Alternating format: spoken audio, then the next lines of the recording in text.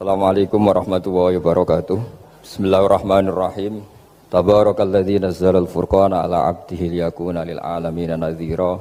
Allahumma shalli wa sallim ala habibika Mustafa Muhammadin wa ala alihi wa sahbihi asmain. Nama ba'du, yang sangat kita hormati bersama ini ada Bapak Rektor, ada Bapak On, Bapak Rohidin, semua wakil rektor, semua yang ada di sini dan semua muhibbin, semua pecinta ngaji yang saya hormati. Meneruskan ngaji yang sempat tertunda sudah beberapa kali. Saya memang termasuk orang yang sangat menekuni ilmu seperti yang dikatakan Pak Fathul Wahid lagi. Dikatakan lagi berkali-kali bahwa memang penelitian itu saya berkali-kali bilang tidak harus orang-orang pinter banget sebetulnya. Karena perangkat yang disediakan Allah ini juga menyediakan untuk orang-orang bodoh. Dan itu hikmah terbesar dari Islam. Jadi Islam ini bisa difahami orang pinter juga oleh orang-orang yang enggak pinter. Saya punya kenangan tentang ilmu astronomi. Kita belajar falak itu jelimet, Pak Fathul Wahid, jelimet sekali.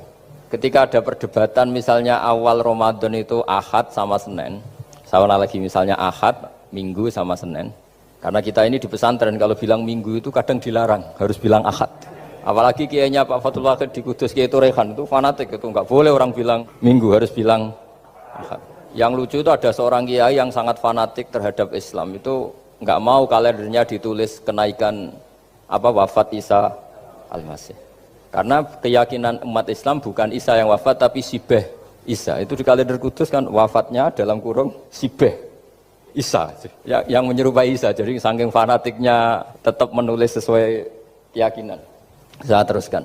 Orang kadang bilang begini, cara orang yang tidak mendalami ilmu.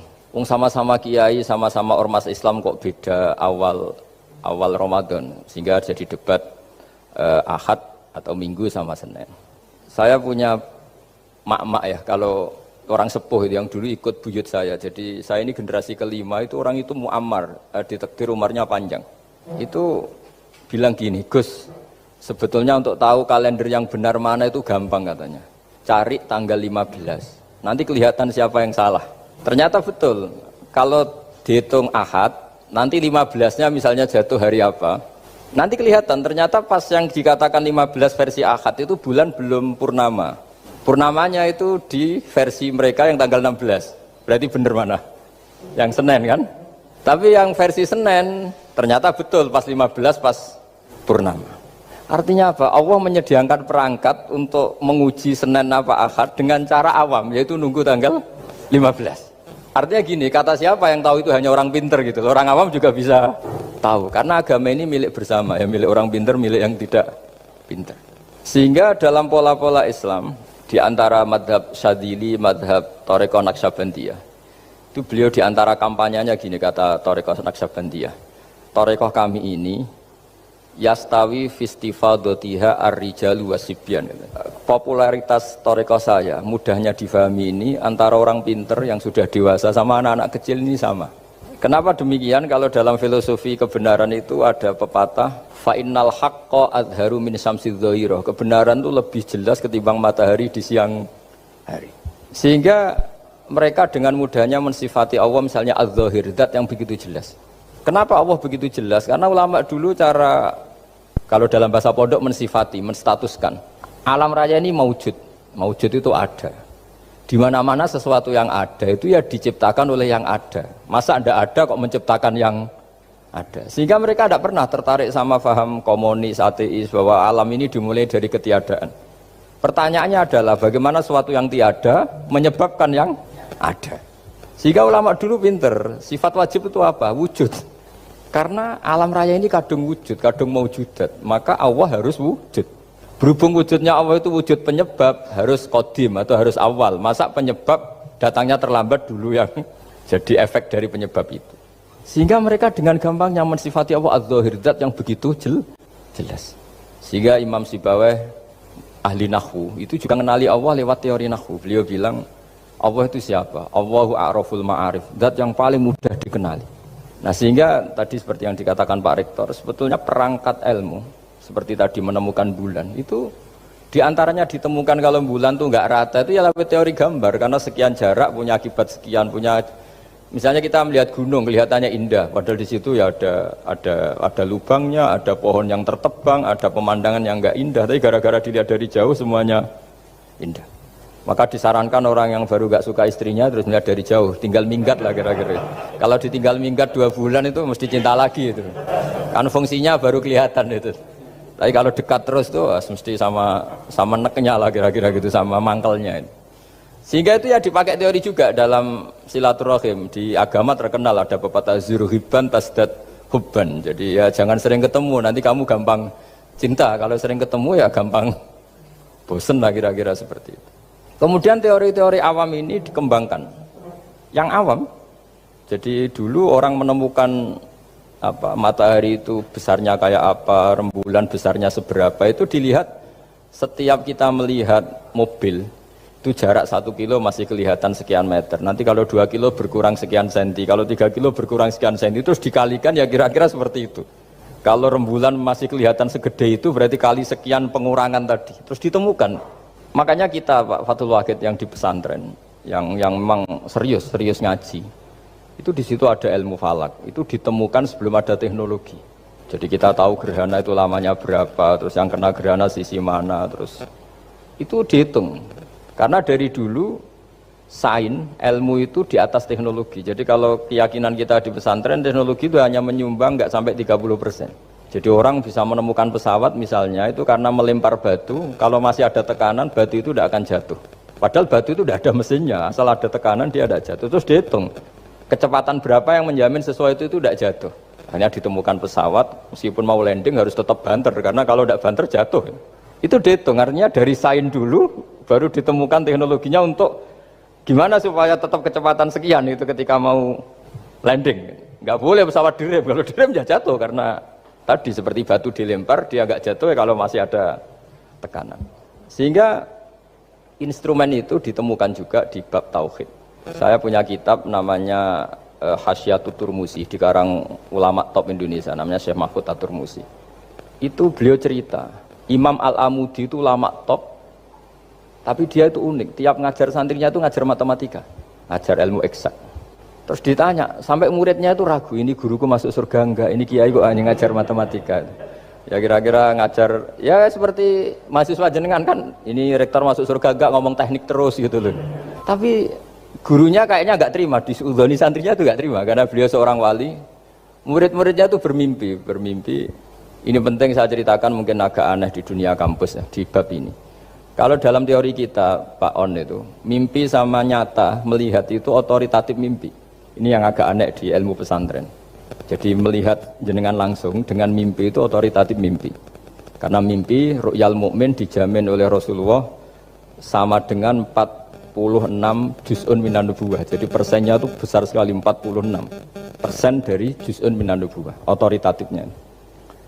Nah tentu tidur yang benar. Logikanya gini, kata-kata kitab-kitab menjelaskan. Orang kalau melihat langsung itu pasti terpengaruhi oleh cinta atau tidak cinta, senang atau tidak senang, sedang butuh apa enggak.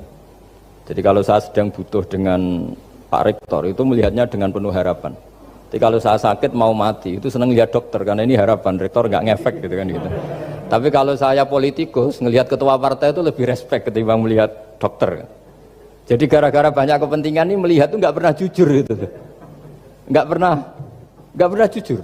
Jadi kebodohan manusia justru karena melihat itu kalau dalam teori kita.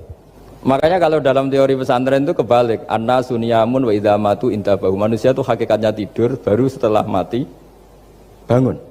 Misalnya kita di dunia nganggap uang itu penting, harta itu penting, jabatan penting. Setelah kita mati ternyata yang paling penting itu hanya sujud. Karena kamu itu kenangan ketemu Allah terbaik itu sujud. Yang kita anggap penting di dunia semuanya tidak penting. Yang kita anggap sepele kayak sholat ternyata itu super penting, tapi sadar itu nunggu nanti di akhirat. Ya saya ini termasuk syukur yang sadar sebelum sampai akhirat. Jadi termasuk orang yang beruntung lah gitu. Nah kenapa mimpi itu begitu penting? Karena tadi ketika orang tidur itu off semua, sistem sarafnya, sistem apanya. Yang ada hanya pengendalian Tuhan. Karena dia tidak bisa mengendalikan dirinya sendiri. Apalagi kalau tidurnya benar ya tentu pakai wudhu, terus pakai doa-doa, terus menghadap kayak mayit itulah, standar mayit itu menghadap ke kiblat kayak posisi mayit itu. Sehingga dia ada intervensi pada dirinya sendiri, ya tidak punya keinginan dari dirinya sendiri. Kamu kan nggak bisa ingin, wah tidur ingin ketemu wanita cantik kan tidak bisa nentukan gitu. Akhirnya ya benar-benar hanya milik Allah. Apalagi kalau kita bacanya benar, terus pikirannya benar. Makanya uniknya dalam Islam adalah doa mau tidur dengan wiridan setelah sholat itu ajarannya Nabi banyak mau tidur. Wiridan subhanallah 33, alhamdulillah 33, Allahu akbar 33 dan disempurnakan seterusnya itu. Itu ijazah Nabi kepada Sayyidah Fatimah itu untuk mau apa? Tidur. Bismika wada'tu jambi wa bismika arfa'u. Sampai doanya panjang. Allahumma aljatu zuhri ilaika. Panjang sekali doa mau tidur. Saya yakin jenengan ndak hafal dan ndak. Paling ya bismika wada'tu jambi apa? Bismika Allahumma ahyawamu. Itu sebagian ustadz bilang itu doa ngaji katanya. Ada seorang ustadz saking mangkelnya, ibu sudah baca doa ngaji? Belum, tak diwarai. Bismika Allahumma ahya bismika wa amut. Wah itu kan doa mau tidur Pak Ustadz. Iya biasanya kalau ngaji tidur. Jadi doa itu kalau itu doa mau. Akhirnya mimpi itu penting. Karena di situ manusia nggak punya nafsu, nggak punya keinginan. Sehingga yang ada itu kata Nabi itu ada sittatun wa arba'una juz'an minan nubuwah. Sehingga dulu itu mimpi itu jadi sarana betul. Kita tahu kan cerita orang-orang dulu. Fir'aun itu kurang jahatnya, kurang kelirunya. Dia mimpi ada api dari Bani Israel yang membakar kerajaannya. Dan semua pentawilnya sepakat itu maksudnya Anda akan dihabisin kerajaan Anda oleh bayi dari Bani Israel. Begitu juga raja zaman Nabi Yusuf. Itu mimpi kalau ngalami ada 7 sapi yang gendut dimakan oleh 7 sapi yang kurus. Jadi mimpi itu sarana bahkan dari orang kafir. Karena ya tadi yang preman ya nggak ada premannya, yang soleh ya nggak ada solehnya, semua dikendalikan oleh Allah Taala pas tidur. Sehingga tidur ini menurut agama lebih otoritatif, asal dengan tidur yang benar. Jangan tidur sambil ngerokok terus terbangun karena ininya kena itu. Nah, cerita-cerita unik begini kalau tidak orang pesantren itu tidak tahu. Karena ini memang khas-khas pembalikan satu fakta yang diyakini orang banyak. Sehingga ulama dulu itu cerita, ini saya teruskan. Imam Amudi itu akhirnya murid-muridnya mimpi. Mimpi di situ tanya, Pak Ustadz, Anda masuk surga enggak ketika hidupnya hanya nerangkan matematika? Oh iya, saya bahkan enggak sekedar di surga. Malaikat dikumpulin Allah untuk mendengarkan presentasi saya ngajar matematika. Kata dia cerita, Allah bilang gini ke malaikat, hei para malaikatku, kenapa kamu iman sama saya? Ya karena saya melihat engkau ya Allah, melihat kekuasaan engkau. Tapi imannya orang ini itu melebihi iman kamu. Wah ya tidak bisa, saya melihat engkau langsung, ini tidak melihat engkau langsung. Kenapa begitu yakin seperti yakin kita? Oh iya. Terus Imam Amudi, silahkan ajari matematika. Imam Amudi mulai ngajari matematika. Terus beliau ngajari ya sederhana. Angka 2, 3 sampai ribuan sampai jutaan. Itu bin nisbat ilal wahid nisbatun wahidah. Yaitu nisbatul far'i ilal asli. Hanya ngajar itu dok. Dunia ini apapun banyaknya variannya, apapun banyak makhluknya, itu semuanya adalah nisbatul far'i ilal asli. Angka 2 ya cabangnya 1, 1 juta ya cabangnya 1, semua itu dimulai dari 1. Jadi di mana-mana hitungan itu dimulai dari 1. Dan 1 ini harus ada, yaitu Tuhan. Matematika akhirnya malaikat, wah keren juga maksudnya. Keren juga maksudnya.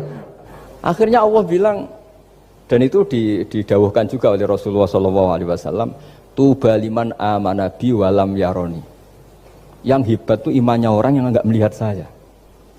Makanya masyhur itu malaikat ditanya Allah, siapa imannya yang paling kuat? Ya kita, karena melihat engkau langsung ya Allah. Para nabi. Terus tapi yang dari sekian pertanyaan itu jawab sama, yang paling ajaib adalah umat-umat Muhammad di akhir zaman, enggak menangi nabinya, juga enggak pernah lihat surga neraka, tapi iman sama saya. Dan mereka punya cara untuk imannya itu berkualitas sama dengan kamu para malaikat. Ya diantaranya dengan cara logika tadi yang saya utarakan tadi. Am khuliqu min ghairi syai'in am humul khaliqun. Kalau alam raya ini wujud, maka penyebabnya harus sesuatu yang wujud. Masa sesuatu yang enggak wujud menyebabkan yang wujud. Kalau angka 10 ada, 1 juta ada, pasti dimulai angka 1. Makanya nisbatus naini wal arba'ah ila ma la nihayata laha, itu semuanya nisbatul far'i ilal asli. Semua angka berapapun jumlahnya itu binisbat ilal wahid adalah nisbatul far'i ilal asli. Itu cara-cara, makanya tadi kajian ilmu itu tidak ada habis-habis. Makanya perasaan saya itu kemungkinan orang Islam jadi ateis itu kecil Pak Fatullah. Saya punya kitab, ini saya ulang lagi, kitab calon wali. Kenapa saya sering cerita wali? Kalau di kampus itu kan orang inginnya ya jadi dekan, jadi rektor atau jadi menteri lah kira-kira gitu. Kalau di pesantren orang itu cita-citanya satu, ingin jadi wali. Ya, supaya majelis ini barokah, saya tidak perlu cerita dunia kampus. Kalau ceritakan corong Jawa nguyai segoro lah. Bongso keinginan gitu kan tidak selera saya, juga ada dunia saya. Supaya sampai dapat ilmu ya saya cerita dunia. Itu kitab, saya punya kitab calon wali lah kira-kira, atau wali sudah wali top. Namanya kitab Tasbidul Fuad, karangannya Sayyid Abdul Haddad. Itu beliau cerita, di antara ceritanya itu unik. Kata beliau begini, saya itu tidak khawatir orang Islam jadi murtad, apalagi jadi ateis. Karena kalimat la ilaha illallah itu sahlatun qaribah, kalimat yang mudah sekali. Sehingga saya tidak khawatir orang Islam yang ketemu orang ateis, ketemu orang macam-macam, asal diajari kalimat ini secara benar. Terus beliau cerita, yang saya takut tuh mereka masalah perempuan dan harta. Kalau iman kayaknya enggak. Singkat cerita yaitu di kitab seperti itu. Singkat cerita saya ketemu banyak orang yang kuliah di McGill atau kuliah di Amerika, di Jerman, mungkin di Norwegia, di mana-mana, di Australia, dan ketemu teman-teman yang di Korea Selatan juga. Mereka itu orang kebanyakan yang nyuwun sewu enggak keluarga kiai, tapi mereka enggak ada yang enggak tetap iman. Ketika saya tanya, kenapa Anda tetap iman? Padahal ada beberapa negara yang lebih stabil, lebih makmur dibanding negara yang mengklaim sebagai negara Islam. Itu cara berpikir ya sederhana. Enggak lah Gus, kayaknya kok Tuhan kok ada tanggal lahirnya? Enggak lah, kayaknya yang namanya Tuhan tuh ya awal lah. Masa pencipta langit bumi dituhani orang yang lahirnya di bumi, kayak enggak lah kayaknya. Jadi ya berpikir sederhana. Padahal ya kurang ajarnya Masya Allah. Anak ini ya dugem ya macam-macam, tapi kalau ditanya disuruh yang lain nggak mau dia. Enggak lah, kayak yang benar tetap Islam. Karena kalimat ini, yaitu tadi eksistensi Tuhan, tadi eksistensi Allah itu, la ilaha illallah itu kalimatun sahlah, kalimatun qoribah, kalimah yang begitu mudah difahami. Kenapa mudah difahami? Misalnya kita ngaji, Tuhan itu siapa? Yang menciptakan langit dan bumi. Dengan misalnya perbandingan Tuhan itu siapa? Yang lahir di bumi tahun sekian. Enak mana cara kita menerima itu? Kan keren yang menciptakan langit dan bumi. Tuhan itu siapa? Yang ada sebelum langit dan bumi. Dengan misalnya Tuhan adalah yang lahir di bumi. Keren mana? Bayangkan kalau kita punya Tuhan Fir'aun. Sudah mati jadi tontonan kan, terus gak keren maksudnya punya Tuhan kok seperti itu. Nah ini yang katanya Syekh Abdul Haddad, kalimat ini sahlatun qaribah. Sehingga kalimat ini pula yang kita dilatih, la ilaha illallah kalimatu haqqin 'alaiha nahya wa 'alaiha namut wa 'alaiha nub'ats atau wa biha nub'atsu insyaallah taala minal aminin. Saya sebetulnya tadi datang itu tidak ingin menjelaskan ini, tapi tadi kata Pak Fathul Wahid, ilmu itu kalau dikaji tambah hari tambah mudah, karena perangkat untuk menemukan bulan itu misalnya nggak rata itu gampang sekali. Pakai teori pemandangan ya bisa, pakai teori gambar juga bisa. Kalau teori pemandangan tadi, kalau kita bisa melihat mobil 2 meter masih kelihatan 2 meter, itu dengan jarak berapa masih orisinil seperti itu. Tambah jauh, tambah tidak kelihatan, tambah jauh. Nah ternyata setelah 5 kilo misalnya tidak kelihatan, berarti untuk jumlah 2 meter hilang per 5 kilo. Nah berarti kalau bulan masih kelihatan segitu, berarti jarak kita dan bulan kira-kira sekian ribu kilo. Itu bisa dihitung, itu tambah teknologi. Makanya sebetulnya teknologi itu nyumbang itu nggak sampai 30%. Yang paling banyak ya sains tadi, pengetahuan itu yang kayak tadi orang menemukan pesawat, itu kontribusi terbesar tetap pengetahuan. Misalnya pesawat dari bahan ini kalau kecepatan sekian kena angin pecah enggak, tetap pengetahuan yang menopang itu. Teknologi kan paling mengantar supaya pesawat kecepatan sekian didorong mesin sekian dengan apa begitu. Pesantren seperti kita, ya, saya ini dididik Mbah Mun, dididik bapak saya, buyut-buyut saya, kiai, itu sekali alim, yang alim betulan, itu ya alim betul. Ya karena memang yang repot nih yang agak-agak dukun itu ya ribet itu. Penting rambutnya gondrong, terus terkenal gak pernah mandi, terus nanti ada orang tertentu tertarik minta doa, ini yang ribet ini, susah ini sertifikasinya susah ini karena. Tapi kalau kita ini di pesantren yang coro sertifikasinya jelas. Jadi berani jadi Gus harus bisa baca Mu'in gitu, berani jadi Kiai harus bisa baca Wahab.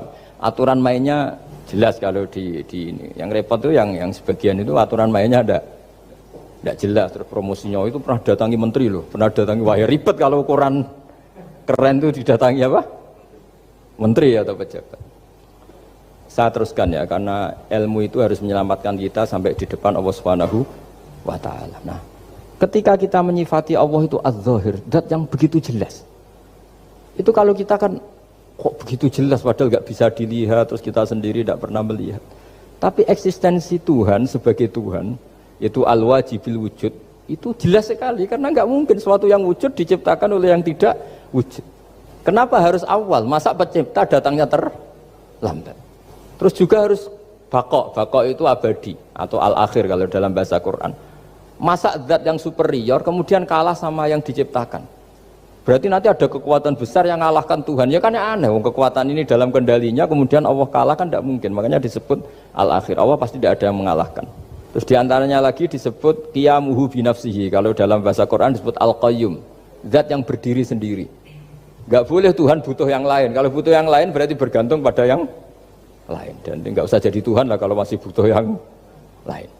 Sehingga karena kekuatan ini, saya ulang lagi, karena kekuatan ini, ketika anak-anak mahasiswa kuliah di Jerman atau di Swiss, di negara-negara yang lebih bahagia ketimbang negara yang mayoritas Muslim, itu mungkin mereka tertarik sama sistem negara itu karena ada jaminan sosial ini. Tapi nggak pernah tertarik sama Tuhannya negara itu. Karena dihitung-hitung tadi Tuhannya mesti keren kita gitu. Jadi, nah ini cerita ke saya Abdul Haddad. Kata saya Abdul Haddad, kamu tidak usah khawatir lah umat Islam murtad atau jadi ateis gitu. Karena penjelasan tauhid Islam itu begitu jelas. Jadi by design manusia itu pasti nerima tauhid kira-kira gitu. Jadi ini pentingnya ad-dhahir. Jadi Allah itu begitu apa? Jelas. Tapi Allah juga mensifati dirinya al-batin. Nah, al-batin itu gak mudah dikenali. Kenapa? Karena tubuh kita desainnya ini profan. Tubuh kita tidak sempurna, rentan. Nah, tentu sesuatu yang nggak sempurna ini tidak bisa melihat zat yang super apa? Sempurna.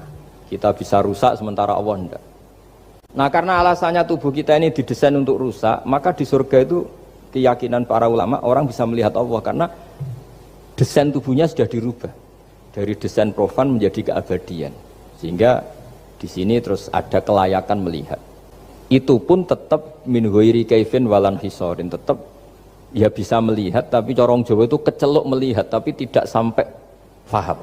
Karena bagaimanapun Allah itu la tudrikul absar wa huwa yudrikul absar. Bagaimanapun Allah itu laisa kamitslihi syai'un, tidak ada padanannya. Jadi makanya Allah punya sisi adz-dzahir bisa dikenali sekali. Kenapa? Ya tadi nisbatus naini wal arba'ah ila ma la nihayata laha itu nisbatul far'i ilal asli. Saya punya kitab Pak Fathul Wahid, diajar Mbah Mun dulu, kitab Al-Husunul Hamidiyah. Itu yang ngarang itu ya kayak kelihatan ngawur, tapi ngawurnya orang alim. Jadi di situ ada gambar, gambarnya itu nggak jelas. Mungkin penangarangnya juga nggak bisa gambar kayaknya. Wah bulat, benang bulat ada, gambar gunung ada, gambar yang tambah ngawur ya banyak sekali. Gambarnya itu nggak ada yang jelas. Tapi dari nggak jelas itu beliau bilang gini, gambar yang bulat ini, yang nggak jelas ini, tetap kamu punya rumus kan? Itu dimulai dari satu titik. Mau gambar gedung tingkat 5, mau gambar hutan ada harimaunya, tetap dimulai dari satu titik. Ya alam raya ya seperti itu, mau ada Mars, cek mau ada Jupiter, kayak tetap dimulai dari situ titik. Nah ini namanya nuqtatul wujud, titik kewujudan, yaitu Allah Subhanahu wa Ta'ala. Sehingga ketika kita ngaji, ketika di pesantren dulu, penjelasannya adalah Al-Quran maknanya dipadatkan di Fatihah, Fatihah dipadatkan di Bismillah, katanya Bismillah dipadatkan di titiknya ba. Nah titik ba ini dianggap titik awal wujud, bi kana makana wa bi yakunu mayakun. Kira-kira Allah mentitahkan karena saya semuanya yang ada, dan karena saya yang mau ada bisa saya adakan. Nah, itu sirinya lah. Jadi menerangkan tauhid itu pakai gambar. Gambarnya keliru sekali lah kalau dalam orang seni mesti lihat nggak seni itu. Karena dia nggak butuh gambarnya, butuh mau menjelaskan buat dunia sebanyak ini, buat alam raya sebanyak ini tetap dimulai dari satu titik. Nah, sehingga di sini ada tauhid qul huwallahu ahad, Allahus samad, tak terusnya. Nah, saya mohon lewat penjelasan ini ya, baik orang yang ahli teknik maupun ahli medis, ahli apa saja, tolong latihlah memberi penjelasan yang mudah. Sehingga agama ini mudah dicerna. Sehingga kalau ini dijelaskan cara mudah, beragama itu jadi gampang. Makanya ciri utama agamanya orang-orang baik itu satu, man radiya billahi robba. Radiya itu senang banget. Kenapa senang banget? Karena memang agama ini nyaman, indah. Jadi datang dengan kebenaran yang mudah dicerna. Coba kalau agama ini datang dengan cara misalnya gini, kamu harus menuhankan ini, dan kita tahu itu lahirnya di bumi, kan ada yang ganjel. Kok Tuhan sama buminya dulu, buminya ini gimana ini? Kan pusing. Bu Anda profesor nggak bisa jawab itu. Tapi kalau Tuhan itu adalah yang ada sebelum langit dan bumi kan. Ya iyalah, masa Tuhan terlambat datangnya kan, terus enak gitu menerimanya itu. Makanya di antara kekalahan Fir'aun berdebat, ya Nabi Musa ya Nabi lah, juga proses ya. Nabi Musa ketika ditanya Fir'aun, wa ma Rabbul Alamin, Tuhan kamu itu siapa?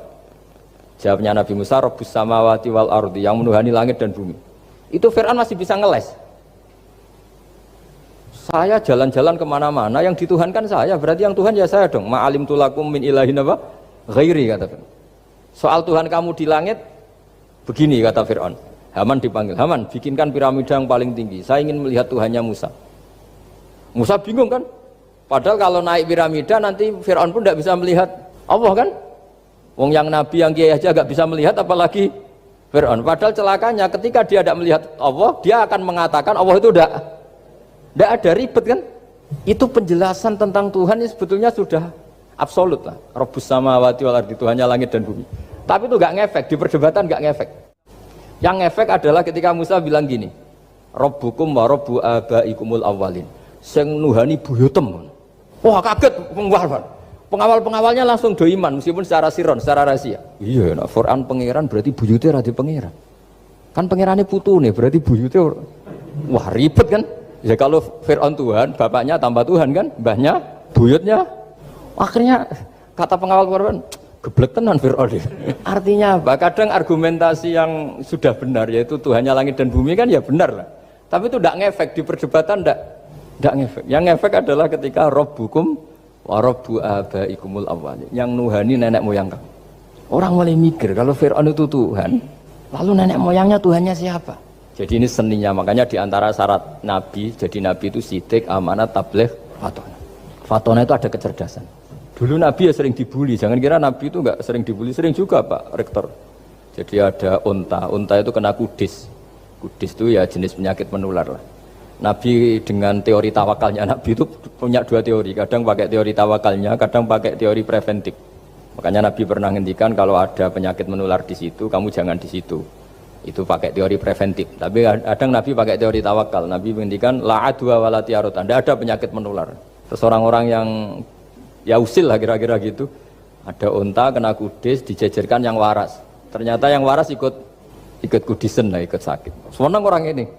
Ya Rasulullah ini saya jejerkan, ternyata yang enggak tertular jadi tertular. Padahal engkau bilang enggak ada penyakit menular. Nabi jawabnya lucu.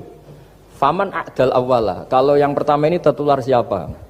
Dia dikira Nabi itu kalah karena melihat unta yang kedua. Ternyata Nabi enggak, ketika dipanggil ya Rasulullah ini unta agak kudikan, tak jejerkan yang kudisen, ternyata ikut kudisen. Berarti penyakit itu menular. Tapi Nabi jawabannya faman a'dal awal. Lalu yang kena penyakit pertama tertular oleh siapa? Wah itu asli dari Allah. Ya maksud saya seperti itu kata. Nah itu yang dikatakan fatona. Jadi Nabi itu harus punya sifat apa? Fatona. Karena dengan kecerdasan itu Nabi bisa berargumentasi. Kayak tadi. Ketika Fir'aun dikatakan Allah yang menuhani langit dan bumi, Fir'aun masih mengklaim dia Tuhan. Karena di mana-mana dia dituhankan. Tapi ketika diingatkan bahwa kamu anak seorang manusia, punya bapak, punya kakek, punya buyut, punya canggah kalau bahasa Jawa. Lalu kalau kamu yang Tuhan, dan Tuhan dimulai Anda, lalu mbah-mbah kamu Tuhannya siapa? Gak bisa jawab kan? Akhirnya banyak punggawa yang saat itu iman. Jadi iman itu bisa menghunjam kepada siapa saja, termasuk yang orang-orang topnya Fir'aun. Sehingga ketika Fir'aun rapat Musa harus dibunuh besok, tangkap besok, sebagian mereka itu membocorkan informasi itu. Datang ke Musa, tadi malam kita ikut rapat, keputusannya Anda dibunuh, maka larilah kamu. Itu barokahnya iman. Artinya ya karena logika Musa lebih masuk akal, ya mereka lebih percaya sama Musa. Tapi gara-gara profesi ya tetap kerja, dan yang mulai ribet dunia. mulai ribet. Jadi makanya kamu jangan tanya kaifa hukmul mukmin sing yukhfi imanahu, bagaimana hukumnya orang mukmin yang menyembunyikan imannya demi aman. Ya tidak usah kamu jawab. Kalau kamu jawab boleh, ini kok kayak pecundang. Kalau kamu jawab haram, pernah terjadi itu. Wa qala rajulun mu'minum min ali fir'auna yaktumu imana. Ya, ini khazanah ya. Jadi saya mohon mengkaji Islam itu harus dengan sisi-sisi yang bisa difahami orang pinter juga orang bodoh. Kata Imam Ghazali banyak itu, karena hadatin itu harus difahami orang pinter juga orang bodoh. Terus contoh yang paling populer tentu sering saya utarakan masalah iddah. Iddahnya orang terceraikan itu 3 kali masa suci. Kalau menurut Abu Hanifah 3 kali masa haid. Orang pintar tahulah kalau perempuan sedang haid, menstruasi pasti sedang tidak hamil. Sehingga kalau dia sudah haid 3 kali ada kepastian tidak hamil. Kalau tidak hamil artinya apa? Nggak ada sperma dari zaut awal, suami pertama yang jadi anak dia. Padahal tujuan iddah adalah nanti kalau di hubungan suami istri sama suami kedua jelas anaknya suami kedua. Tapi kalau andai kan tidak ada iddah kan malam hubungan suami istri, pagi bentrok cerai, terus kawin, kumpul suami istri lagi, terus nanti anaknya itu anaknya siapa? Kan nggak jelas. Kalau sampean bisa klaim lewat DNA juga mungkin secara ilmu objektif Pak Rektor. Masalahnya juga bisa disuap kan? Saya sering dibantah orang-orang itu. Wah Gus DNA itu otoritatif karena gini-gini nggak mungkin bohong kamu. Ya DNA-nya nggak bohong, pegawainya bisa disuap kan? Kayak nggak tahu manusia apa nggak tahu Indonesia nggak tahu terus. Itu yang sensitif itu yang mulai wilayah sensitif itu. Nggak tahu manusia apa kayak nggak tahu Indonesia. Manusia aja ya sudah. Berarti Anda sangat nasionalis. Jadi ribet kan? Maka dianjurkan ada iddah. Dengan iddah selesai berarti benar-benar perempuan ini baru atur rohmi, rahimnya steril dari unsur mani zaut awal. Dan kalau 3 kali masa suci itu artinya apa? Kira-kira 3 bulan. Kira-kira ya. Wal mutallaqatu yatarabbasna bi anfusina salasata apa? Quru. Pertanyaannya kalau 3 bulan, andai kan tidak pakai teori ilmiah, menstruasi itu sudah teori ilmiah. Ada yang tanya ke saya, Gus kenapa harus sampai 3 kali, padahal menstruasi pertama pasti sudah ada hamil. Saya jawab, menstruasi pertama itu namanya keluar darah. Nggak ada jaminan kalau itu haid, bisa saja keluar darah karena kaget, karena kecelakaan, karena apa. Sehingga kalau misalnya perempuan diceraikan, Gus saya sudah haid. Yang jamin kalau itu haid siapa? Maksudnya keluar darah dengan makna tidak hamil, bisa saja keluar darah kali ini faktor kaget ya atau faktor kecelakaan. Tapi kalau sampai 3 bulan karena per bulan haid sekali, itu meskipun haidnya keliru, haid keliru itu misalnya sebetulnya itu enggak darah haid tapi darah penyakit istiqathah, kan tetap kelihatan. Masa 3 bulan enggak bleeding joro Jawa? Kan mesti bentuknya tubuh sudah berubah. Artinya kata ulama-ulama, agama ini enggak bisa hanya mengacu ilmu. Kalau mengacu ilmu haid sekali sudah cukup. Tapi kenapa harus 3 kali? Karena itu 3 kali orang awam tahu semua kalau itu sedang hamil atau tidak hamil. 3 bulan dari dicerai kan kelihatan kalau hamil ya bentuk tubuhnya sudah rubah, kalau enggak. Intinya agama ini harus agama yang mudah difahami orang pinter, juga difahami orang yang tidak pinter. Kayak tadi bulan tadi, saya juga gak ngira kalau orang goblok jadi pinter itu. Jadi ini cerita ya, jadi supaya kita meskipun di lembaga kampus, di lembaga modern, jangan lupa tradisi-tradisi kebodohan ya diabadikan lah kira-kira itu, karena bodoh itu kadang ya penting. Makanya kalau cerita di dunia wali itu kacau. Anda boleh gak nerima cerita ini, tapi Anda harus percaya kalau kekuasaan Allah itu tidak terbatas. Kenapa orang Madura begitu mencintai kiai? Sebetulnya niatnya ya agak baik, tapi ya baik, nggak baik tapi baik. Ada santri itu Madura, dia saking percaya sama kiai itu ya khidmah, bikin teh, masakan kiai, mijitin kiai, pokoknya waktunya diberikan semua untuk kiai. Dan dia nggak pernah ikut ujian, apalagi ujian kelulusan disertasi dokter nggak pernah dia. Kalau sekolah nggak pernah ikut ujian. Sudah ya saya ridho jadi orang bodoh, sementing ikut jenengan. Suatu saat orang ini mati, kiainya tuh pusing, waduh mati. Ini di dalam alam mimpi itu, kamu boleh nggak percaya, nggak wajib percaya memang. Ini kan ada akidah, jadi tidak wajib percaya. Ditanya sama malaikat, Marabbuka, Tuhan kamu siapa? Jawabannya lucu, malaikat kamu itu gimana? Di mana-mana tanya sama orang pinter, orang bodoh kok kamu tanya? Pusing kan malaikatnya. Di mana-mana namanya tanya, itu ya sama orang pinter, masa orang bodoh ditanya? Yang bener aja kamu. Makanya bodoh ini ya senjata, makanya ini kita kalau pinter ya alhamdulillah, kalau bodoh ya alhamdulillah. Karena bodoh itu penting. Kalau negara ini tidak makmur, yang disalahkan mesti para rektor. Gunanya apa ada rektor kalau nggak solusi bagi bangsa ini? Orang bodoh pasti nggak disalahkan kan? Nanti kalau ada hisab, kenapa Indonesia carut marut? Yang dipanggil Allah itu menteri, rektor, pasti itu. Apa kontribusi Anda sebagai orang pinter, sebagai profesor, sebagai orang bodoh aman? Santai, nggak kena panggilan kan? Karena Anda harus bertanggung jawab. Akhirnya terus malaikat tanya, lalu yang pinter siapa? Yang di atas itu, kiainya yang nalkin itu, yang di atas itu. Walhasil kiainya itu karena wali itu denger. Ya wile cung bodoh kok terus nganti wis mati. bodoh kok kamu bawa sampai mati. Jadi kadang orang bodoh itu ya pinter tadi. Malaikat tuh kamu itu gimana? Di mana-mana tanya itu ya sama orang pinter. Orang bodoh kok kamu tanya. Ya, ribet kan kalau sudah ketemu seperti itu. Nah, Nabi juga sering ngalami dialek sama orang bodoh. Kadang Nabi yang ngalah, kadang logikanya orang bodoh itu lebih gampang. Itu ada orang pencari dop itu semacam kayak biawak ya. Tapi tidak biawak, kayak semacam biawak. Itu ketemu Nabi, kamu tahu kalau saya ini Rasulullah? Tidak tahu ya. Ya kamu harus iman kalau saya ini Rasulullah. Hatta yu'mina laka hadad dop. Ya kalau hewan ini iman sama kamu ya saya iman. Ribet kan ukurannya itu. Waduh, untung Nabi betul. Terus Nabi tanya, Dop, kamu tahu kalau saya Rasulullah? Terus Dopnya saat itu bisa bicara, asyhadu annaka Rasulullah, terus baru iman. Imannya tanya, kenapa kamu iman sama Rasulullah? Hewan aja tahu kalau dia Nabi, apalagi manusia. Sehingga di masyhur itu di acara-acara kita, kalau wadhabbu wal ghazalah yasyadani laka bir risalah. Itu wadhabbu wal ghazalah yasyadani laka bir risalah. Sehingga, nah kekeliruan kita, saya sering ngomong di mana-mana, matur di mana-mana. Masyarakat Indonesia mayoritasnya tetap yang nggak pinter. Orang Islam mayoritas yang nggak pinter. Lalu orang nggak pinter ini diabaikan sehingga mereka tidak jadi energi yang luar biasa untuk mengawal Islam atau mengawal Indonesia. Itu keliru menurut saya. Menurut saya orang-orang yang nggak pinter pun tuh punya nurani. Zaman kita dijajah Belanda, itu tidak semua orang rektor, tidak semua orang profesor, tidak semua orang kiai, tidak semua orang alim. Mereka orang-orang yang nggak terpelajar, tapi tetap tahu caranya melawan apa? Belanda, melawan penjajah. Karena tadi manusia ini diciptakan itu sudah punya pengetahuan. Seperti mukadimah dibaca Pak Rektor, Iqra wa rabbukal akram alladzi 'allama bil qalam 'allamal insana ma lam ya'lam. Jadi bawaan manusia itu akan tahu untuk sesuatu yang perlu diketahui meskipun dia orang bodoh. Saya ulang lagi, meskipun mereka orang apa? Orang bodoh. Ya, di sini ini Islam datang yastawi fistifadatiha fistifadati syariah ar-rijalu wasibyan, bahwa ukuran kebenaran itu adalah siapapun mudah tahu. Bahwa angka 2, angka 3, angka 5 itu adalah far'ul wahid, cabang dari angka 1. Fal aslu huwal wahid, yang asli adalah angka 1. Dan 1 ini harus 1. 0, itu ditemukan untuk setelah ada angka 1. Jangan keliru kamu.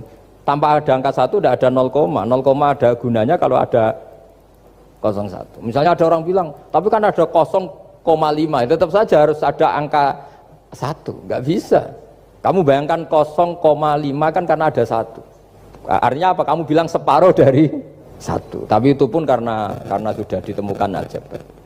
Makanya kalau dalam matematika Arab, mungkin di sini banyak orang eksak. Kalau matematika Arab itu mudah sekali, Pak. Orang Arab itu nggak mau bilang 2,5. Misalnya zakatnya tijarah itu 2,5. Itu kan kalau kita zaman SD kan garap porogapit. Itu orang Arab nggak mau. Saya pernah cepet-cepetan garap matematika, yang ahli matematika sama saya, itu cepet saya. Karena saya pakai matematika bodoh. Justru itu gampang. Kalau orang Arab cara berpikir gini, kalau bilang 2,5 itu rubu'ul usur. Apa? Rubu'ul usur. Dari rubu'ul usur gini, 1/4 dari 1/10. Jadi misalnya 100 1/10-nya berapa? 10. Setelah 10, 1/4-nya berapa? 2,5. Jadi bertahap, rubu'ul usur. Sehingga misalnya gitu, 1 juta kan angkanya nolnya kan 6. Kalau kamu porogapit 2,5 kan kuweselan nggih porogapit. Kalau orang Arab gampang, 1 juta 1/10-nya berapa? 100. 1/4-nya 25. Berarti 2,5-nya 1 juta 25.000. Orang Arab bilangnya rubu'ul usur. 1/4 dari 1/10. Jadi di 1/10-kan dulu baru di 1/4. Jadi lebih cepat.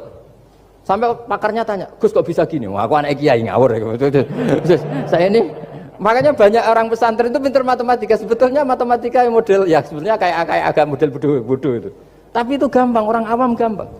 Kalau kita kan enggak, misalnya zakatnya zuruk, zakatnya tanaman itu 1/10 atau 1/20. Kalau orang Arab enggak mau 1/10 atau 1/20. Berarti kalau 100 ton atau 100 pintal berarti berapa? 10 atau 5 kan? 1/10-nya 100 berapa? 10. Kalau 1/20-nya 5. Kalau hitung-hitungan di fikih zakat orang modern kan 1/10 atau 1/20. Kalau orang Arab nggak mau bilang gitu. Zakatnya zuru itu al-usur 1/10. Berarti per 100 ton misalnya 10. Atau nisful usur, separuh dari 1/10. Jadi gak mau bilang 1/20, usur atau nisful usur. Gampang mana coba? Ya kan, usurnya kan 10. Kalau nisful usur 5 atau 1/20. Daripada gawe poro gapit, wah seruat. Jadi kita ini yang kelihatan goblok matematikanya ya pinter juga gitu. Meskipun ya tetap goblok karena ada nekuni gitu. Sehingga di pondok itu ya dulu diajarkan faraid, falak itu ya gampang sekali karena memang hitungan Arab gitu. Kalau bilang 2/3 itu sulusani apa? Jadi 6. 2/3-nya 6 berapa? 6 sulusnya berapa? Sepertiganya 2. Nah, sepertiga itu sepertiga 2 kali. Berarti berapa? 4.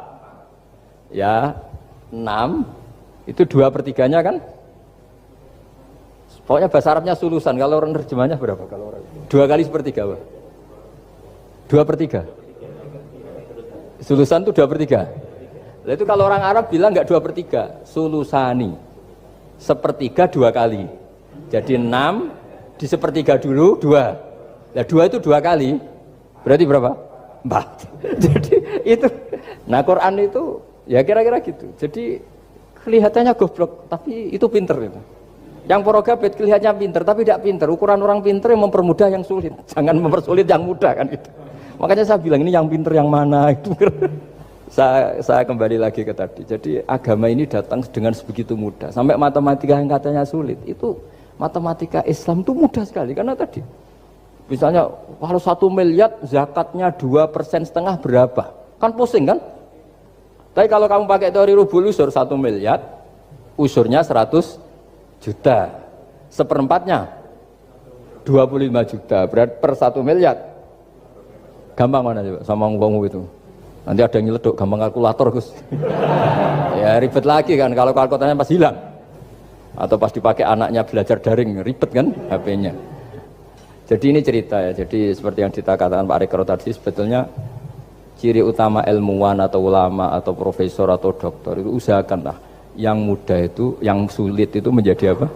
Mudah. Yuridu wa bikumul yusra wa la yuridu bikumul usra. Sehingga kata Imam Alamudi, dia menjadi wali besar itu justru karena belajar tauhid. Yang dari belajar matematika tadi, dari matematika dia tahu bahwa angka berapapun jumlahnya itu binisbat ilal wahid, itu semuanya nisbatul far'i ilal asli. Semua itu cabang dari satu. Alam ini kayak apa besarnya, apa Mars, ada Jupiter, tetap semuanya nisbatnya ke Allah adalah nisbatul far'i ilal asli. Semua itu diciptakan oleh pokok yang satu, yaitu Allah Subhanahu wa ta'ala. Saya kira demikian. Assalamualaikum warahmatullahi wabarakatuh. Assalamualaikum warahmatullahi wabarakatuh. Mohon berkenan Gus, saya mau bertanya. Karena saya bodoh akan bertanya kepada yang pintar ini, biar nggak disalahkan. Mana ya, langsung ke pertanyaan, lebih penting mana antara pintar dengan cerdas? Karena ada anekdot Madura itu, ya, karena orang Madura kan terkenal anekdotnya ya. Pada suatu saat di sekolah SD itu ada upacara, kemudian ada di anekdot itu ada menteri yang menanyakan kepada salah satu guru bahwa tiang bendera ini berapa tingginya. Oleh guru itu manggil murid untuk naik ke tiang bendera itu untuk mengukur tingginya tiang bendera itu.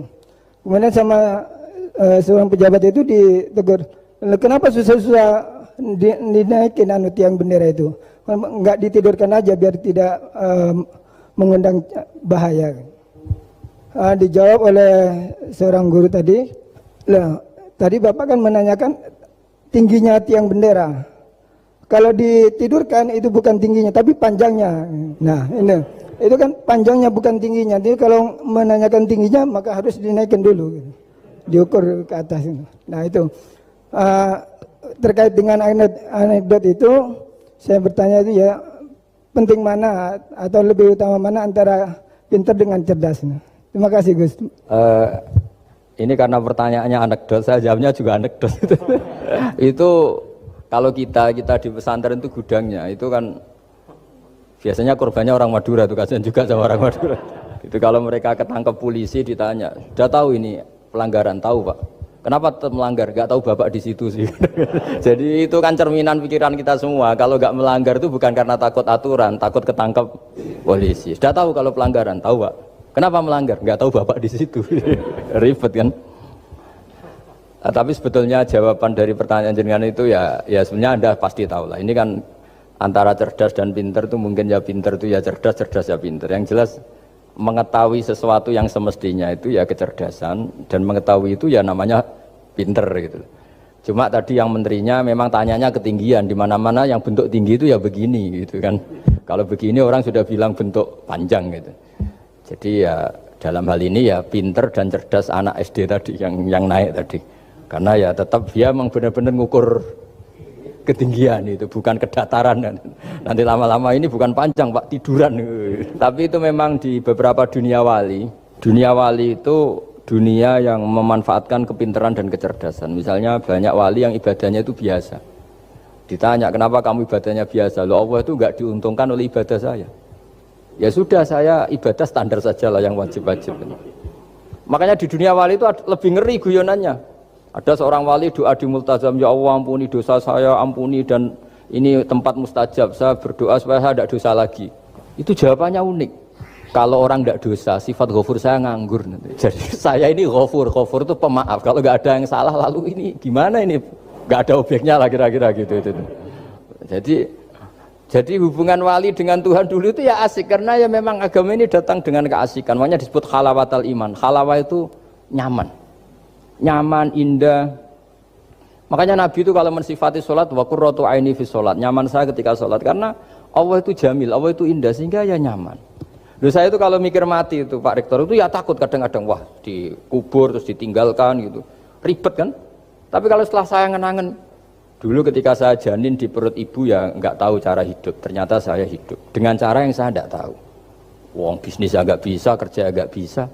Kamu ketika jadi janin kan sudah ada nyawanya, sudah hidup. Kamu bisa ngelola hidup kamu di situ? Tidak bisa kan? Ternyata bisa hidup. Makanya Allah mengingatkan wa id antum ajinnatun fi butuni ummahatikum. Kalau kamu janggal hidup kamu di kuburan, apa kamu tidak pernah hidup di kuburan? Yaitu ketika kita masih janin di perut ibu. Kalau ibu kamu senang renang, ribet kan, sudah dalam perut, orangnya renang lagi. Udah gitu. Kadang-kadang ibu kamu sembrono, sudah ada janin masih goreng-goreng. Kalau kepeletihan gimana itu? Tapi Allah tahu cara ngelola kehidupan kita zaman masih apa? Janin. Ya kita hidup, ya ada bayi yang gendut, bahkan sampai disesar karena saking gendutnya. Wah itu bayi tauhidnya tinggi, itu sudah tahu kalau yang ngurusi Allah. Ndablek saja ada sampai gendut. Ya artinya kalau sedang lihat itu ya sudahlah. Zaman saya hidup ketika janin ya tidak tahu caranya hidup. Ternyata ya hidup. Ketika kita jadi zigot, jadi apa, masih mani, masih sperma, nggak tahu caranya jadi orang, ya tahu-tahu jadi orang. Kita nggak tahu kenapa mani yang gitu ada jadi rambut, hidung, jadi macam-macam. Setelah besar ya tahu proposal, tahu bulat, macam-macam. Wah. Makanya kalau kiai itu pinter anekdot. Saya pernah disewani istri Pak Rektor, melarat sekali, melarat betul. Melarat jelek, kebetulan yang tanya saya itu jelek. Wah beneran ya kata saya. Istri perempuan. Gus, suami saya itu miskin Gus, doain kaya Gus, supaya hidup saya itu enak. Terus tak guyoni. Nanti kalau suami kami kaya, pertama yang dievaluasi, rumah Gus ganti, ya rumah diganti, mobil diganti, lama-lama yang diganti kamu. Karena apa? Rumah sudah bagus, mobil sudah bagus, yang nggak bagus itu kamu. Pasti diganti, tak jamin itu kata saya itu. Terus dia bilang, ya udah nggak usah Gus. Jadi untuk, karena saya ini ya mikir, saya ini kiai kan jaga image, sampai saya doakan tidak mandi kan jatuh. Ya sudah mendingan itu, mendingan tak kasih pengertian itu. Kalau suami kamu sudah kaya, kamu ganti apa? Rumah kan, terus mobil kan. Lama-lama yang dievaluasi apa? Oh kamu pasti apa? Istri kan. Jangan-jangan trennya orang kaya kan gitu kan. Trennya orang kaya kan, ya gitulah. Terus dia udah nggak usah. Jadi artinya itu kecerdasan. Kiai gitu itu kecerdasan. Karena kalau doa tidak mesti mustajab juga kan. Udah kiai top gitu, doanya ngobos juga kan, ribet kan. Akhirnya ya sudah gitu aja. Ya saya kira demikian. Bismillah. Assalamualaikum warahmatullahi wabarakatuh. Gus, saya yang bertanya, tadi antum sempat membahas tentang sifat-sifat Allah yang sempurna. Beberapa hari yang lalu ada teman saya yang tanya ke saya, Mbak Nafilah, Kebetulan anak ini memang baru hijrah gitu ya, baru belajar Al-Quran, baru baca-baca. Dia tanya, Mbak Nafilah, Allah itu boleh nggak disifati sama sifat yang mohon maaf kurang baik seperti makar, penipu atau yang lain? Karena Allah kan sangat sempurna. Dan dia kebetulan waktu itu dia lagi menyebutkan ayatnya ke saya yang wayamkurullah wayamkuruna gitu. Wa makaru wa makarullah wallahu khairul makirin. Wa hum la yash'urun. Nah, di situ dan di surat Al-Anfal juga ada ayat yang tentang Allah itu sebaik-baiknya tipu daya gitu, mempunyai tipu daya yang sebaik-baiknya. Nah, itu kan menunjukkan kalau Allah itu punya sifat tipu daya. Jadi dia waktu itu agak ngotot ke saya, berarti Allah juga bisa dong disifatin sama sifat yang jelek-jelek yang seperti itu Mbak Nafila gitu katanya. Menurut antum itu gimana? Saya juga masih belum jawab sampai sekarang pertanyaannya teman saya itu, karena saya masih bingung gitu. Jadi saya tanya sama Gus gitu, mungkin ada pencerahan gitu buat saya menjawab gitu. Terima kasih. Assalamualaikum warahmatullahi wabarakatuh. Itu begini ya, jawab seperti itu rileks saja. Yang jelas jenengan harus terima kasih sama yang tanya, nganggap jenengan pinter itu. Sampai tanya itu berarti nganggap jenengan pinter. Itu satu prestasi, itu orang nggak semua orang ditanya itu.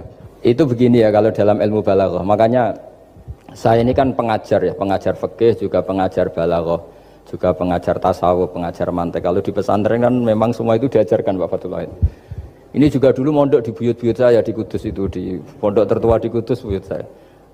Makanya hormat saya itu bukan karena beliau punya etika, memang aturannya harus hormat gitu. Saya juga harus hormat beliau karena beliau rektor, ya sudahlah saling menghormati. Bapak itu kalau sama penanya itu hormat, ditanya, dia sudah sopan. Jadi kita harus menghormati orang sopan. Yang tanya hormat ke kita karena kita dianggap alim, kita hormat sama penanya karena orang sopan. Mau tanya itu juga gengsi loh. Masa dokter tanya itu kan ribet kan?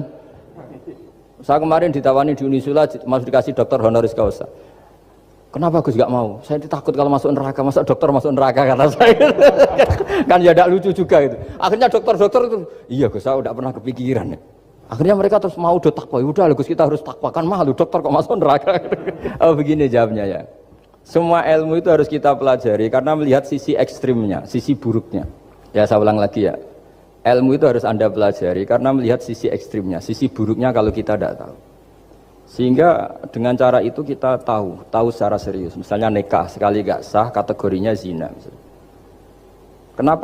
Kenapa anak angkat dilarang oleh Islam? Saya ulang, kenapa anak angkat dilarang oleh Islam? Kalau mau baik saja, tapi gak perlu ada anak angkat. Karena apa? Sekali perempuan ini tadi ditulis misalnya binti Fathul Wahid, binti Bahauddin, itu nanti di KUA itu dikira itu walinya. Padahal hakikatnya tidak walinya. Maka enggak. Nah, ketika ini menikahkan, nikahnya sah enggak? Enggak kan? Karena dinikahkan oleh orang yang hakikatnya tidak walinya, itu satu. Sisi ekstrim kedua adalah ini nyata pernah terjadi. Anak ini kuliah terus pacaran. Ternyata pacaran sama kakak kandungnya. Jadi itu ceritanya ada anak dari Bojonegoro tipe anak angkat sama orang Jakarta. Singkat cerita sama-sama dewasa kuliah. Sampai pacaran, sampai mau kawin. Nah, pas mau kawin itu yang lamar adalah Pak D-nya. Pak D yang Bojonegoro datang ke Jakarta. Terus dia ngetik, ini kok rumah yang dulu saya titipin ponakan saya. Ternyata itu adik kandung. Karena si adiknya tadi pakai binti langsung yang Jakarta. Sehingga anak Bojonegoro perasaannya pacaran sama anak Jakarta. Nah, di sini kelihatan betapa hebatnya Islam ketika benar-benar melarang anak angkat dengan makna menasabkan. Kalau dengan makna kasih sayang nggak apa-apa ya, tapi kalau dengan makna menasabkan nggak boleh. Paham ya? Karena ada sisi ekstrim nanti bahayanya tadi. Terus, nah ilmu balaghah juga gitu. Di antara sisi ekstrimnya ilmu balaghah adalah kalau kamu tidak memahami balaghah, maka kamu akan mengatakan Quran ini bohong. Karena kamu tidak tahu tasbih itu apa. Terus misalnya gini, Allah memaklumatkan di Quran bahwa orang kafir itu sumum bukmun umyun. Sumun artinya itu budak, tuli. Bukmun artinya bisu. Umyun artinya buta. Itu kalau kamu nggak ngerti balaghah, maka faktanya apa? Ternyata orang kafir tidak tuli, tidak bisu, tidak buta. Tapi kalau kamu ngerti balaghah akan tahu ini tasbih yang baligh, perumpamaan yang sempurna, kesusastraan. Jadi kalau orang muji Nabi itu nggak boleh bilang anta kasamsi, itu kurang keren. Kamu ibarat matahari, kurang keren. Kafnya dibuang, anta samsun anta badrun, kamu matahari, kamu rembulan. Nah, kalau orang sedang pacaran itu kalau bilang kamu ibarat bunga, itu kurang keren. Wah, kamu ya bunga saya itu kan, terus keren kayak. Nah, itu balaghah. Nah, di antara balaghah itu ada namanya wal ityan bil kalimah lil musyakalah. Jadi mendatangkan kalimat bukan dengan makna semestinya tapi lil musyakalah. Musyakalah itu perimbangan. Wa makaru wa makarawah. Mereka bermakar dengan tipu daya. Wa makarawah, dan Allah pun melakukan itu. Berarti Allah menipu daya mereka. Ya enggak. Kalau dilakukan orang baik itu namanya kecerdasan. Tapi kalau dilakukan orang dolim itu namanya tipu daya. Jadi misalnya gini, ada orang bikin alarm supaya maling itu terdeteksi atau pakai CCTV, itu namanya kecerdasan. Tapi kalau maling pakai CCTV untuk kalau nyolong, ngerti pergerakan yang punya rumah. Jadi sama-sama melakukan itu, tapi beda. Sama mati juga gitu. Ketika kita pecundang, matinya mati sangit gitu. Tapi ketika kita pahlawan, matinya mati syahid. Artinya ya sama-sama mati. Nah, di balaghah itu ada istilah musyakalah. Musyakalah itu ayat itu sebenarnya banyak, Mbak. Ada yukhadi'una Allaha wa huwa khadi'uhum wa yamkuruna wa yamkuruwah wa makaru itu banyak. Jadi di antara sisi yang harus kita pelajari dari ilmu balaghah adalah kalimat itu banyak yang tidak semestinya. Ya tadi misalnya kita bilang coba kamu jalan dulu. Kalau kita bawa mobil, maksudnya mobil itu jalan, kita duduk. Tapi kalimatnya tetap, sudah kamu jalan dulu. Mau naik mobil kok dibilang jalan. Jadi berdiri juga gitu. Ya yuhal muddatsir kum fa'anzir. Kum berdirilah kamu. Berdiri maknanya mengurus sesuatu yang serius. Itu orang Arab bilang berdiri. Sehingga disebut wayuqimuna sholat. Dan mereka mendirikan sholat. Apa semua sholat itu bentuknya berdiri? Nah, nuruti cangkem elek kan protes ya? Makanya begitu juga sholat. Sholat itu harus menghadap kiblat. Yang benar aja. Kalau pas sujud menghadap apa coba? Menghadap tanah kan? Jadi kalau nurutin bahasa ini nggak ada yang benar gitu. Maka berhati-hatilah dalam bahasa. Karena bahasa itu nggak jelas. Kalau kamu sedang senang istri kamu, mesti bilang gini, wah saya cinta kamu karena kamu cantik. Harusnya istrinya tersinggung. Sehingga gini, berarti suatu saat kalau saya jelek Anda sudah tidak cinta kan? Kebetulan para istri tidak pinter sehingga dipuji gitu ya seneng. Sebetulnya itu tidak pujian, itu bahaya itu. Berarti dia mencintai saya sejauh saya masih cantik. Kalau enggak ya sudah macam-macam. Dan ya rata-rata macam-macam betul itu. Artinya bahasa itu enggak usah dimaknani. Makanya saya kemarin bilang sama Pak Rohidin itu, Mbok ya UI itu kalau ngaji misalnya Bukhari dengan pemaknaan ulama. Karena maknani bahasa ini satu pekerjaan yang kalau tidak ulama tidak bisa. Apalagi bahasanya Rasulullah SAW. Bahasa itu susah. Dalam keseharian saja kita maknani susah, apalagi bahasanya Quran dan hadis. Ya contoh paling gampang gitu. Wa yuqimuna sholat, mendirikan sholat. Kita berdiri tegak demi bangsa ini. Memangnya perang harus berdiri, kadang harus tiarap kan? Jadi bahasa itu selalu sering, kalau di balaghah disebut hakikat dan majas. Ada makna hakikat, ada makna. Dan itu harus kita kaji. Kalau enggak ya fatal, memang hasilnya fatal. Kalau enggak ya. Makanya saya dulu ketika ngaji itu ya banyak santri yang agak kurang ajar betul. Sampai Sangyu Rajana gini Pak Khalim, Anda orang teknik pasti tahu. Gus, soft paling baik itu yang mana? Soft awal kata saya gitu. Baru agak baik kedua, ketiga. Ya kalau gitu gampang Gus, masjid tuh bikin selatan utara, semuanya soft jadi awal. Selagi bentuknya barat timur pasti ada 2, 3. Paksa mereka di soft awal dengan desain masjid selasa utara apa? Bukan panjang ya, selatan utara sehingga semuanya di soft awal. Terus dia tanya lagi, lalu soft paling baik mana? Yang sisi kanannya imam kan itu urutannya. Ya sudah imamnya letakkan paling selatan. Sehingga semua makmum posisinya di kanan. Ya kalau itu anjuran Islam ya didesain sak bangunannya katanya. Ribet itu. Coba kalau kamu jadi kiai ditanya gitu mangkel apa enggak? Wah ini kurang ajar betul orang ini. Selagi bangunannya memungkinkan soft 2, 3, pasti nanti ada soft 2 dan dipaksa saja, yaitu tadi bangunannya memanjang selatan utara, imamnya diletakkan paling selatan. Terus saya gantian tanya, Lalu setelah begitu yang paling afdol siapa? Yang paling dekat? Ya sudah imamnya kerubuti saja. Itu, nah makanya yang sering perdebatan NU dan Muhammadiyah dan itu kalau mau dianalisis secara ilmiah sebetulnya normal semua. Karena teks hadis itu memang butuh pemaknaan. Nabi, saya beritahu ya, Nabi itu kalau habis sholat itu memang di semua teks itu akbala ali nabi wajih. Saya sering ketemu tokoh-tokoh Muhammadiyah ya baik-baik saja, ketemu tokoh NU ya baik-baik saja, karena ini masalah teks. Saya ulang lagi, karena Rasulullah SAW idan sorofa min sholatihi akbala ali nabi wajih. Nabi setelah sholat itu menghadap ke musolli, ke makmum, kira-kira kalau Indonesia menghadap ke timur. Tapi di sebagian riwayat, Nabi itu kalau habis sholat itu melakukan sesuatu yang menunjukkan kalau dia sudah selesai sholat. Jadi filosofinya itu yang penting memaklumatkan kalau beliau sudah sholat. Karena dulu itu begini, Nabi itu kan tokoh sentral ya, beliau akramul khalqi, beliau sayyidul anbiya wal mursalin. Sehingga orang tuh kadang lari itu dari jarak 7 kilo, 6 kilo, 7 kilo lari supaya menangi sholat bersama Nabi. Nah, ketika mereka jadi posisi masbuk itu tertinggal oleh imam.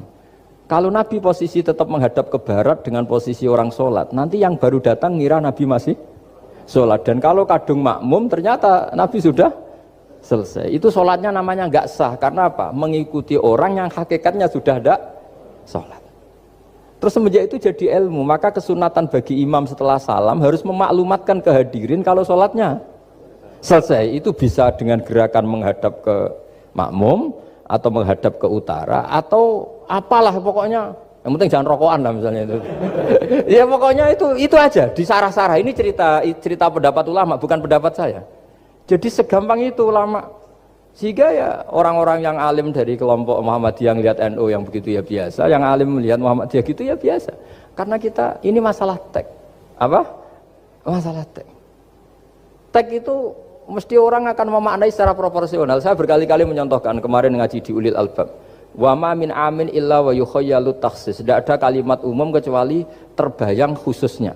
Enggak boleh kalimat selalu umum. Misalnya saya contoh paling gampang itu tadi. Cong nak melaku jo plengaan itu. Kalau jalan jangan toleh kanan toleh itu. Semua ilmu adab pasti begitu. Tapi kalau di jalan raya tetap enggak melengak. Tapi itu enggak diutarakan oleh orang tua kita karena anak ini pasti paham lah kalau mau nyebrang jalan ya harus. Tapi kalau kita nasihati kan tetap, Cong kalau jalan-jalan jangan lihat kanan, lihat kiri, jangan. Tapi hakikatnya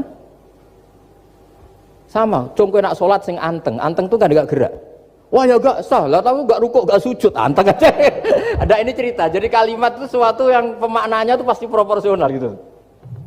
Kalau kamu sholat dinasihati gimana? Sing anteng. Ya sholat kalau anteng sah enggak kira-kira? Enggak sah kan berarti enggak rukuk, enggak sujud kan anteng aja dia. Ya sama, saya berkali-kali nyontohkan istri kamu kalau sedang baik dengan kamu, sudahlah Pak, kamu ingin apa saja tak dukung. Bilangnya apa saja. Tapi kamu jawab, saya ingin poligami. Wah, perkara itu. Padahal bilangnya apa saja. Maksudnya kecuali itu kan gitu.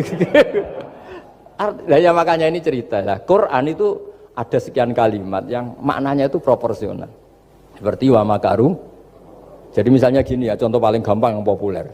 Nabi di Gua Thur. Gua Thur itu ya gua Arab ya. Kedalamannya enggak banget dalam. Terus Allah merekayasa itu dengan cara ada laba-laba yang masang jaringnya di situ. Terus ada burung dara yang di situ. Itu ya disebut makruh, rekayasa Tuhan. Tapi orang pasti sepakat itu namanya kecerdasan.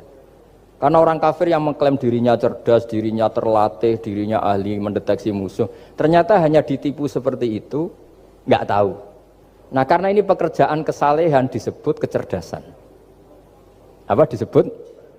Tapi andaikan sebaliknya, nyuwun sewu, ada orang lari dari kejahatan, terus merekayasa seperti itu disebut rekayasa karena bentuknya kejahatan. Jadi ada sesuatu yang sama, tapi ketika dilakukan orang soleh itu baik, karena nanti itu disebut kecerdasan. Kalau dilakukan orang dolim itu buruk, karena itu disebut rekayasa. Ya kira-kira seperti itu.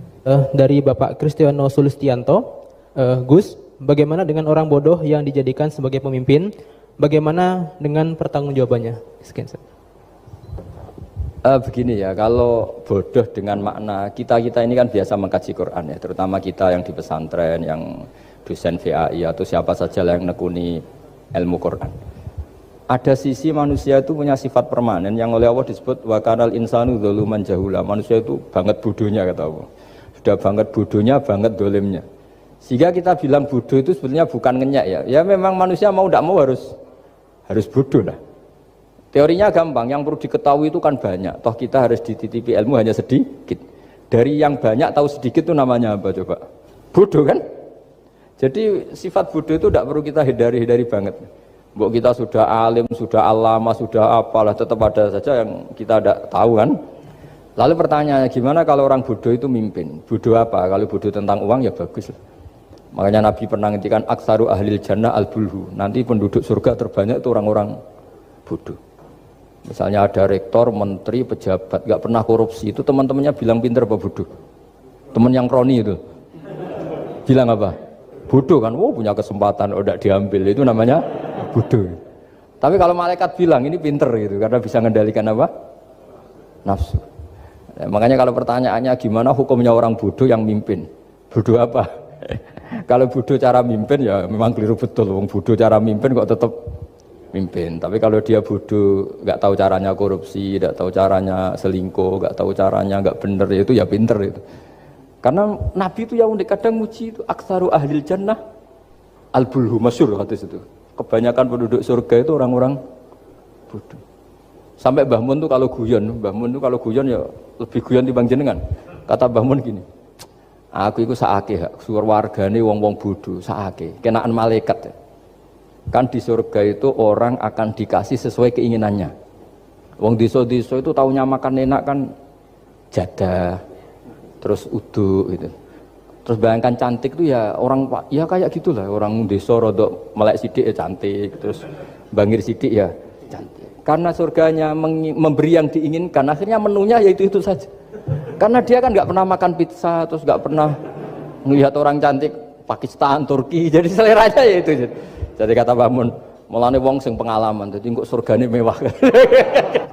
Itu kan bayangkan kamar mandi mungkin ya kamar mandi di kampungnya kan itu udah bagus ini.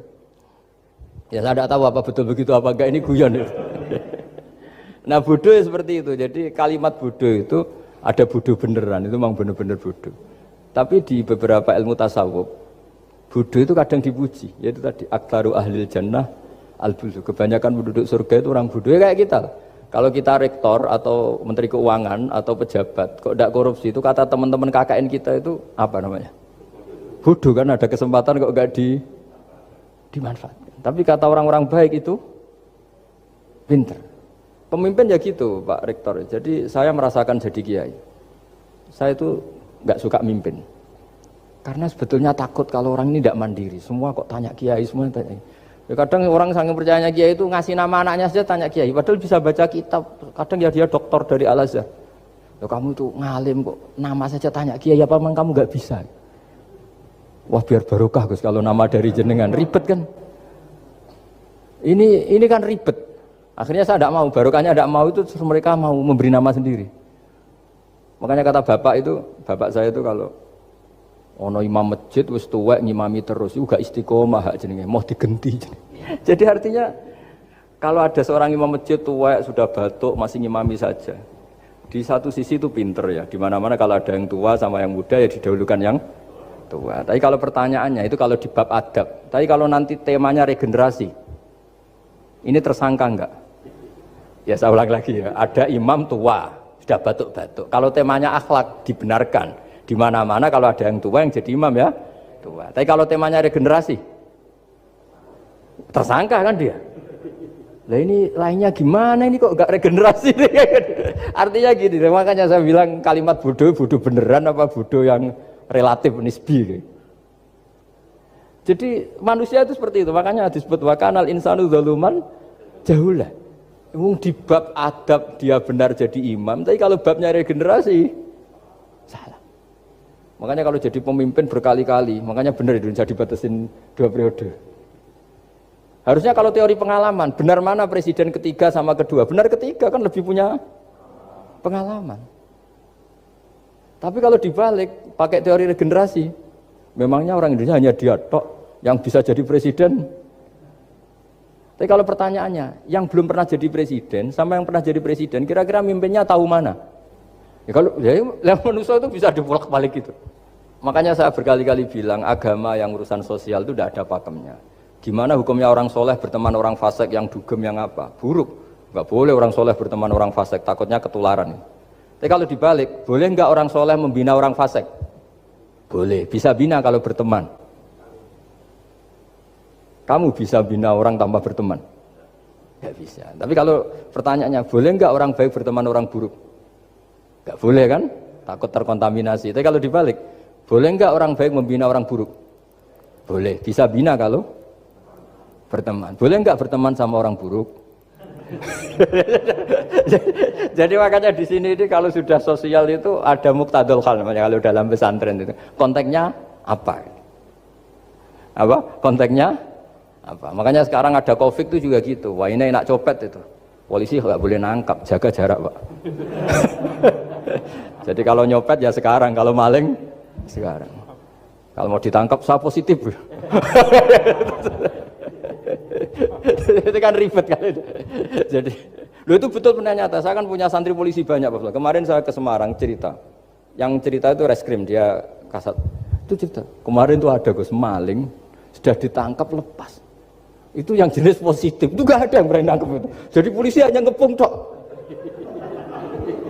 Bingung gitu. Polisi ya takut mah positif orangnya. Dikepung, pokoknya kalau lari tembak sambil nunggu tim APD yang lengkap baru ditangkap. Ya saya kira demikian. Oke baiklah teman-teman, jadi itulah reaction ngaji kita bersama dengan Kiai Haji Bahauddin Nur Salim atau Gus Baha, yang mana Gus Baha pada ngaji kali ini adalah ngaji di Narukan, dan ini bersama dengan para teman-teman dari UII ya teman-teman. Dan beberapa catatan yang bisa kita dapatkan dari ngaji kita bersama dengan Gus Baha kali ini adalah bahwasanya Allah menyediakan perangkat untuk mengetahui agama kepada semua umat, semua kalangan, termasuk orang awam sekalipun. Untuk ketauhidan mengetahui Allah maka berlaku untuk teori apapun, bukan hanya yang awam saja, bahkan yang eksak sekalian pun, seperti matematika. Seperti halnya Imam Amudi mengajar matematika dengan ketauhidan lewat teori matematika, mengajar malaikat ya teman-teman. Dalam kajian keimanan, mimpi itu lebih otoritatif dibandingkan melihat, karena ketika mimpi tidur itu tidak ada pengaruh suka atau tidak, punya kepentingan atau tidak. Jadi mimpi itu murni. Mimpi itu penting karena dalam mimpi tidak ada nafsu, dan mimpi lebih dekat dengan nubuah, wahyu, kenabian yang murni dan jernih. Di mana-mana perhitungan itu dimulai dari angka 1, yaitu penyebab semua jumlah seberapapun besarnya. Angka 1 itu adalah Al-Ahad, yaitu Allah Subhanahu wa taala, penyebab segala sesuatu, segalanya dimulai dari Allah. Keimanan terbaik adalah umat Rasulullah Muhammad SAW di akhir zaman. Mereka tidak pernah melihat Allah, surga, neraka, tapi tetap iman kepada Allah. Keimanannya sebanding dengan keimanan para malaikat. Ciri agama yang baik adalah memberi kenyamanan baik pikiran maupun perasaan dan perilaku, dan mempunyai dampak kebaikan pada pemeluknya. Nabi atau Rasul pasti mempunyai 4 sifat wajib, yaitu sidik, tabligh, amanah, fatonah. Fatonah adalah kecerdasan. Inilah yang sangat penting dalam menjelaskan logika ketauhidan, baik kepada orang alim ataupun orang awam. Orang awam itu pasti mayoritas bagi Islam maupun Indonesia. Jadi jangan pandang sebelah mata, percayakan semua, maka Islam dan Indonesia akan menjadi kuat kekuatannya. Cerdas adalah mempermudah yang sulit, bukan mempersulit yang mudah. Pintar dengan cerdas itu lebih penting yang mana? Kecerdasan tanpa pintar itu sulit, kepintaran tanpa cerdas itu mempersulit. Sama-sama penting dan berkaitan. Pintar itu karena kecerdasan, cerdas yang memperkuat kepintaran. Apakah Allah bisa disifati dengan sifat yang tidak baik seperti maha sombong dan maha dibudaya? Sifat itu bisa menjadi baik buruk tergantung tujuannya. Dibudaya bisa diartikan kecerdasan atau kecerdikan, sementara sombong bisa diartikan kewenangan, kekuasaan ataupun kekuatan. Seburuk-buruknya orang, sesombong-sombongnya orang tetap tidak bisa mengalahkan Allah. Tergantung bagaimana memaknainya. Orang bodoh dijadikan pemimpin, atau sifat bawaan manusia adalah bodoh dan dolim, hilaf, salah dan lupa. Meskipun alim tetap ada pengetahuan yang tidak diketahui. orang bodoh jadi pemimpin, tergantung bodohnya apa. Kalau bodoh soal urusan korupsi itu baik, bodoh kepemimpinan ya kenapa harus dipilih gitu. Kemudian tentang pembuktian nasab melalui tes DNA itu bukan mengacu yang sedang viral saja tentang Pak Alawi, tentang Habib, tapi murni penjelasan tentang pentingnya kejelasan nasab dan tanggapan Gus Pak mengenai tes DNA. Nah mungkin itu teman-teman yang bisa kita catatkan sebagai rangkuman kita ngaji kali ini berteman-teman bersama dengan Kiai Haji Baharudin Salim ini.